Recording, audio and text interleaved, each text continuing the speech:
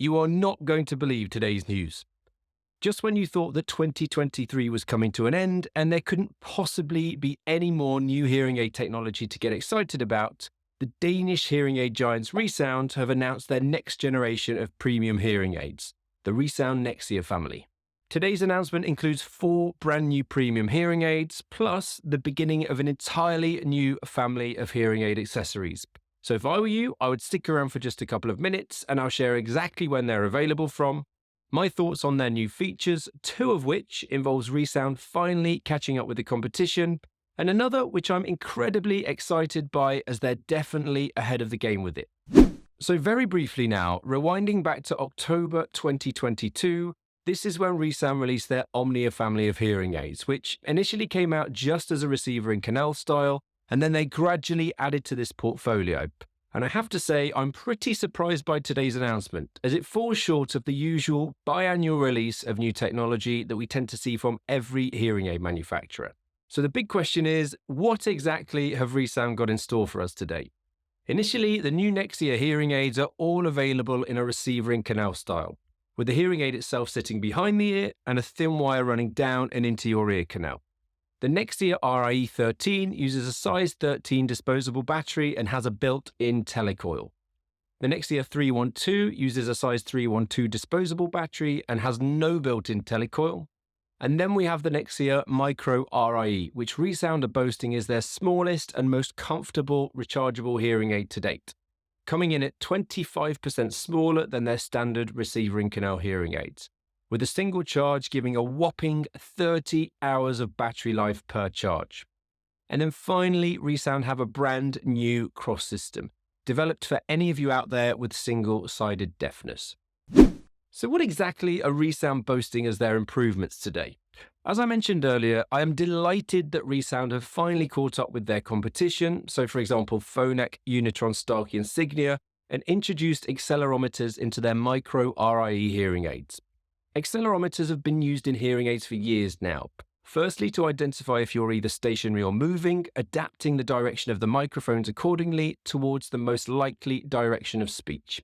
And then secondly, allowing you to answer phone calls with a double tap of your ears, similarly to a set of Apple AirPods. The second new feature that Resound have introduced into their hearing aid portfolio, which in my opinion is long overdue, is a CROS system. This technology is specifically designed for somebody with an unaidable hearing loss in one side, i.e. no hearing at all, and either normal hearing or a hearing loss that requires a hearing aid in the other. A CROS system is essentially a transmitter that detects any sound that arrives to your poorer hearing side and then wirelessly transmits it to the better hearing ear, giving you access to the world of sound in 360 degrees. For example, if you're sat on a train with your unaidable ear towards a friend, a CROS system would transmit their voice to a hearing aid in your better hearing ear, allowing you to hear them. So, whilst accelerometers and CROS systems aren't new technology, they are to Resound. And so, in my opinion, it's great news that they've closed the gap between themselves and the competition. Out of curiosity now, are either of these features of any interest to you? Let me know in the comments beneath this video. So, moving on to Resound's brand new claims with Nexia. Firstly, they're boasting that they've developed their hearing aids for better speech understanding in background noise, which is all down to their signature combination of 4 microphone binaural beamforming and omnidirectional listening, providing you with a perfect balance of environmental sound and speech clarity. Whilst they haven't really expanded with any further information on this development just yet, which I would have quite liked, their research is showing an improvement over and above their Omnia family of hearing aids when it comes to hearing in background noise. For their second new feature now, I want you to close your eyes for me for a second and imagine a world where you can walk into a football stadium and your hearing aids will connect to the commentator. Or imagine walking into a train station and then the train announcements appear directly into both of your hearing aids. Or even imagine arriving to a place of worship and you can hear everything that's being said with perfect clarity and distinction. This new wave of audio connectivity is called LE Audio and is installed within the Nexia hearing aids.